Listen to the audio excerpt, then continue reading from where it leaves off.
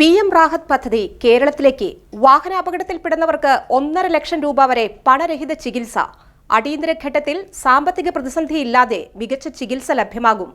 നടപ്പാക്കുന്നത് മുൻ സർക്കാർ നടപ്പാക്കാതെ പിടിച്ചുവച്ചിരുന്ന പദ്ധതി.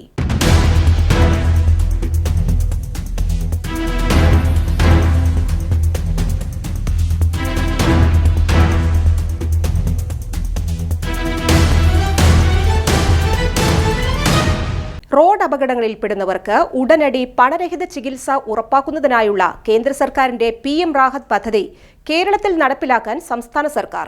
വാഹന അപകടത്തിൽ പരിക്കേൽക്കുന്നവർക്ക് അടിയന്തര ഘട്ടത്തിൽ സാമ്പത്തിക പ്രതിസന്ധിയില്ലാതെ മികച്ച ചികിത്സ ലഭ്യമാക്കുക എന്നതാണ് ഈ പദ്ധതിയുടെ പ്രധാന ലക്ഷ്യം.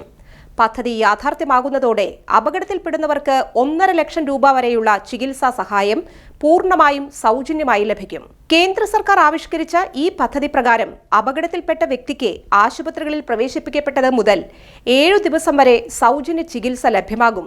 ഗോൾഡൻ അവർ എന്ന് വിളിക്കപ്പെടുന്ന അപകടത്തിന് തൊട്ടു പിന്നാലെയുള്ള നിർണായക സമയത്ത് പണത്തിന്റെ ബുദ്ധിമുട്ട് മൂലം ആർക്കും ചികിത്സ നിഷേധിക്കപ്പെടരുത് എന്ന ലക്ഷ്യത്തോടെയാണ് ഈ ആശ്വാസ പദ്ധതി വിഭാവനം ചെയ്തിരിക്കുന്നത്.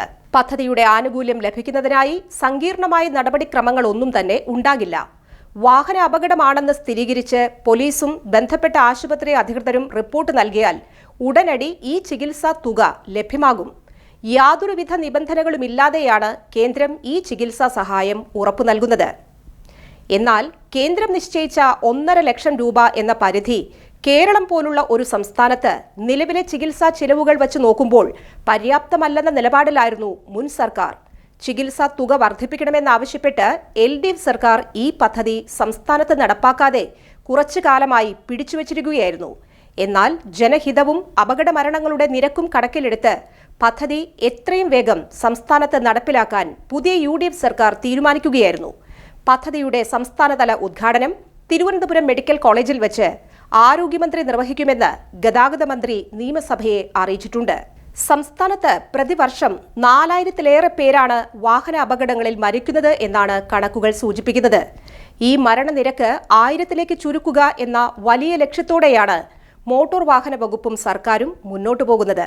ഇതിന്റെ ഭാഗമായി വലിയ രീതിയിലുള്ള റോഡ് സുരക്ഷാ യജ്ഞങ്ങൾക്കും സംസ്ഥാനത്ത് തുടക്കമിടാൻ ഒരുങ്ങുകയാണ്.